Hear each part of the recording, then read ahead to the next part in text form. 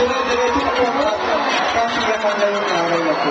Oo, hindi mo namin takot. Marami pa po surpresa. Inom po kayo ng tubig para hindi po kayo nahihimatay. Oh, ganito na. Alam niyo naman na mahal na mahal ko rin si Alexander.